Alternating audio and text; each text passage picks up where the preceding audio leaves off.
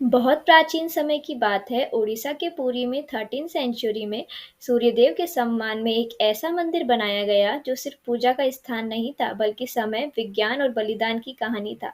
इस मंदिर का नाम था कोणार्क सूर्य मंदिर।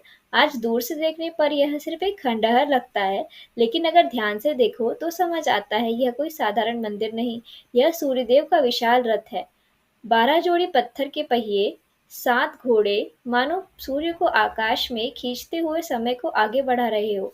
इन 12 जोड़ी पहियों का मतलब सिर्फ सजावट नहीं है, यह दर्शाते हैं साल के 12 महीने, और हर पहिए में बनी 8 ताड़ियां दिन और रात के 8 पहरों को दिखाती है।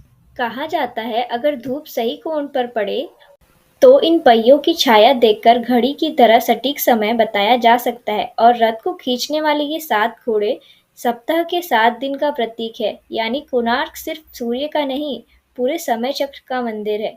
लेकिन इस मंदिर का सबसे बड़ा रहस्य दिखाई नहीं देता, वह छुपा है इसके मुख्य शिखर में। मान्यता है मंदिर के शिखर पर कभी 52 टन का एक विशाल चुंबकीय पत्थर लगा हुआ था।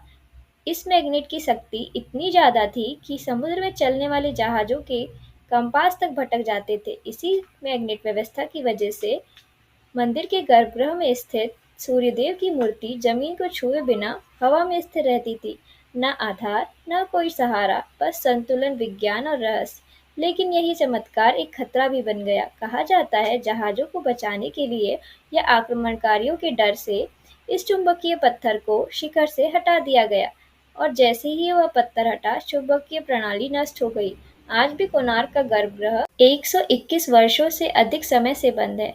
आज तक किसी को पक्का नहीं पता कि अंदर मूर्ति थी या नहीं, उसे कहाँ ले जाया गया, या क्या अब भी कुछ छुपा हुआ है, यह रहस्य आज भी बंद है। लेकिन क्या आप जानना चाहेंगे कि इतना भव्य मंदिर, इतना शक्तिशाली, आखिर विलुप्त कैसे हो गया? तो आइए अब उसकी कहानी सुनते हैं। इस मंदिर के निर्माण की कहानी और भी रहस्यमय है।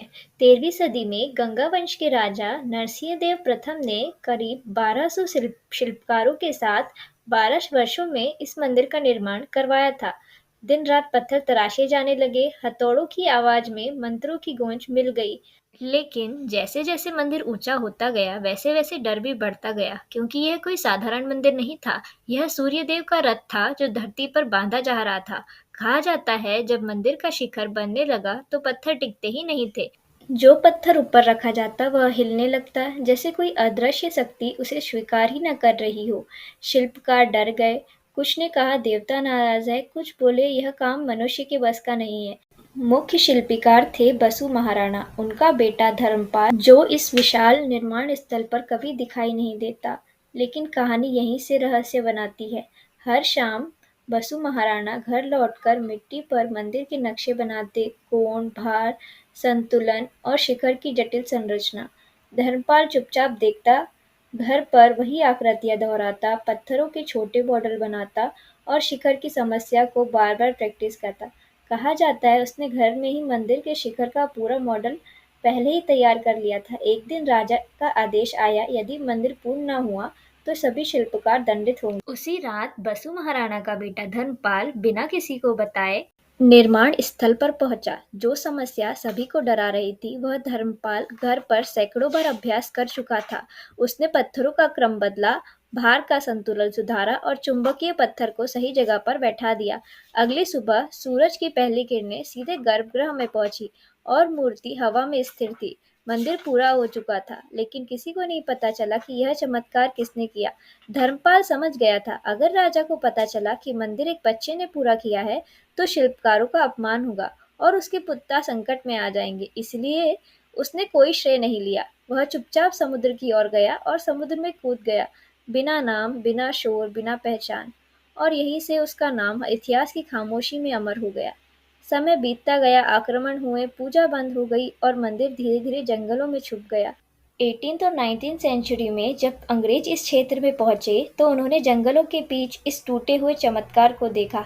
सर्वे किया गया और कहा जाता है कि अंग्रेज ने सूर्यदेव की मूर्ति अपने साथ ले ली।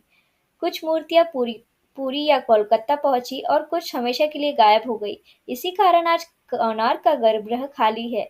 आज इस मंदिर में पूजा नहीं होती, मूर्ति नहीं है, संरचना कमजोर है और चुंबकीय व्यवस्था नष्ट हो चुकी है। लेकिन इसके बावजूद कोणार्क आज भी जीवित है, क्योंकि यह मंदिर सिर्फ पत्थरों से नहीं बना, यह बना है एक राजा के सपने से, एक बच्चे की चुपचाप मेहनत से, हवा में स्थिर देवता से और एक मौन बलिदान से।